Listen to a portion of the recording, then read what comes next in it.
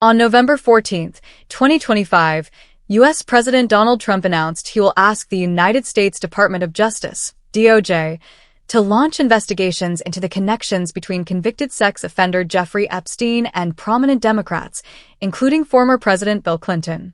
The request comes in the wake of thousands of documents being released by the United States House Committee on Oversight and Accountability, which included references to Epstein's ties with people such as Clinton, former Treasury Secretary Larry Summers, and tech donor Reid Hoffman. Trump stated that Epstein was a Democrat, and he is the Democrats' problem, not the Republicans' problem. They all know about him. Don't waste your time with Trump. I have a country to run. The president reiterated his long-standing denial of knowledge regarding Epstein's sex trafficking activities, despite acknowledging a social relationship with him during the 1990s and early 2000s. Trump specifically named Clinton, Summers, and Hoffman as individuals he wants the DOJ to investigate in relation to Epstein's network.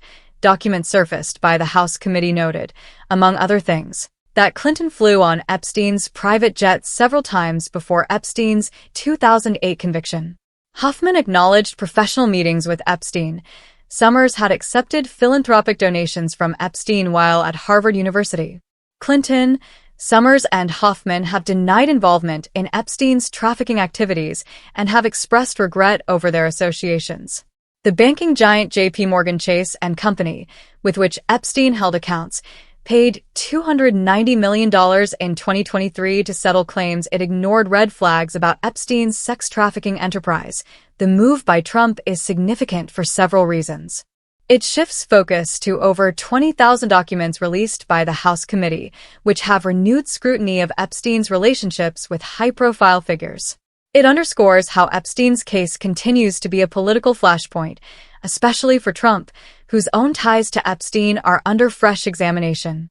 A Reuters Ipsos poll from October found that only about 40% of Republicans approved of Trump's handling of the Epstein files, substantially lower than his overall approval among his base.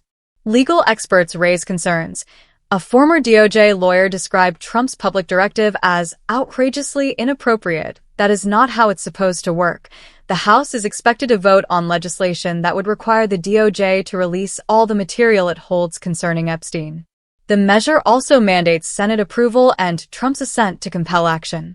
The DOJ has not immediately responded to Trump's request. As more documents and details emerge, the scrutiny of how public institutions and private individuals handled Epstein's network is likely to continue. The announcement by President Trump reinvigorates the debate around accountability for the late Jeffrey Epstein's expansive network of associates.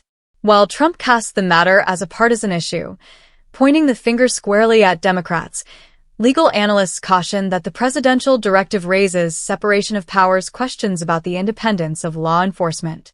The next chapter will likely involve the DOJ's decision whether to act, congressional pressure to release further records, and how the broader public perceives these revelations. If you found this breakdown helpful and want to stay updated as the story evolves, make sure to hit the like button, subscribe, and turn on notifications so you never miss a new video. Your support helps the channel grow and brings you more timely coverage of major national news. Thanks for watching.